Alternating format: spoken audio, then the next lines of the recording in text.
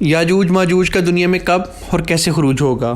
بحیثیت مسلمان روز آخرت پر ہم سب کا ایمان ہے اور اس حوالے سے یاجوج ماجوج کا ذکر اکثر سننے کو ملتا ہے، لیکن اکثر لوگ ان کی حقیقت سے واقف نہیں ہیں کہ آخر یہ کون ہے، کہاں ہیں اور یہ کیسے دنیا پر حملہ آور ہوں گے، ان کا خاتمہ کیسے ہوگا۔ آئیے جانتے ہیں۔ اسلامی طریق کے مطابق یاجوج ماجوج حضرت نوح علیہ السلام کے ایک بیٹے یافس کی اولاد میں سے ہیں، جو خانہ بدوش اور وحشی قبائل پر مشتمل تھی۔ ان کی تعداد بہت تیزی کے ساتھ بڑھی۔ یہ حضرت ذوالقرنین کے زمانے تک مختلف قبائل، قوموں اور آبادیوں میں پھیل چکے تھے۔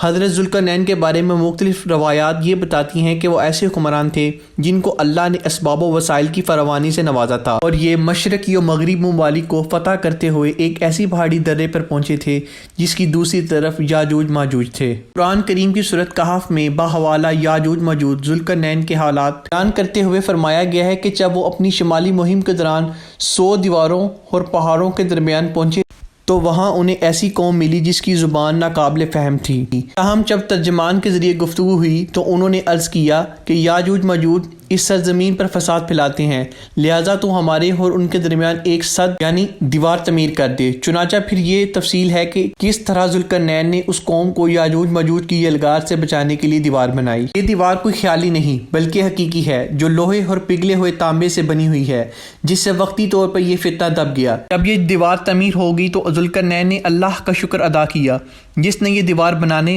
اور لوگوں کو اس پریشانی سے نجات دلانے کی توفیق بخشی، مگر ساتھ ہی لوگوں کو یہ بھی بتایا گیا کہ یہ دیوار اگرچہ بہت مضبوط ہے مگر یہ لازوال نہیں، جو چیز بھی بنی ہے وہ فنا ہونے والی ہے، اور جب میرے رب کے وعدے کا وقت قریب آئے گا تو وہ اس کو خاک کر دے گا، اور میرے رب کا وعدہ برحق ہے۔ یہاں اس وعدے سے مراد قیامت کے قریب یاجوج ماجوج کا خروج ہے۔ روایات میں آتا ہے کہ تب سے اب تک یاجوج ماجوج اس کوشش میں لگے ہوئے ہیں کہ کس طرح دیوار کو گرا کر باقی دنیا سے جا ملے۔ یہ روز دیوار کو توڑتے ہیں، جب تھوڑا سا حصہ رہ جاتا ہے تو سورج غروب ہونے لگتا ہے تو ان کا سردار واپسی کا حکم دیتا ہے کہ باقی کا کام کل کریں گے، مگر اگلے ہی روز دیوار کہیں زیادہ مضبوط ہو چکی ہوتی ہے۔ لیکن جب اللہ کے حکم سے یاجوج ماجوج کی آمد کا وقت آن پہنچے گا تو وہ تمام دن دیوار میں سوراخ کریں گے، اور ہر روز کی طرح ان کا سردار شام کو واپسی کا حکم دے گا اور کہے گا باقی کا کام کل کریں گے انشاءاللہ۔ اس سے پہلے کبھی انہوں نے یہ الفاظ استعمال نہ کیے ہوں گے، اور ان الفاظ کی برکات سے اگلے ہی دن دیوار کو ویسا پائیں گے جیسا چھوڑ کر گئے تھے۔ وہ انتہائی پرجوش ہو کر دیوار گرا دیں گے اور زمین پر پھیلتے چلے جائیں گے۔ یہ جہاں سے گزریں گے تباہی پھیلائیں گے اور مخلوق خدا کو اپنے شر و فساد کا نشانہ بنائیں گے۔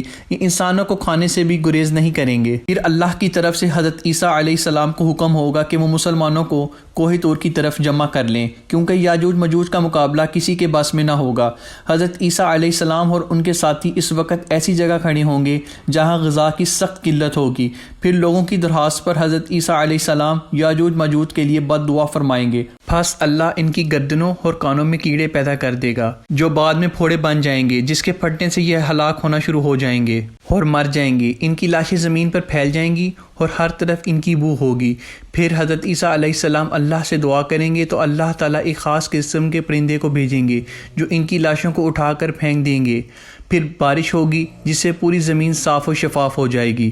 اللہ پاک ہمیں اس وقت سے محفوظ فرمائے۔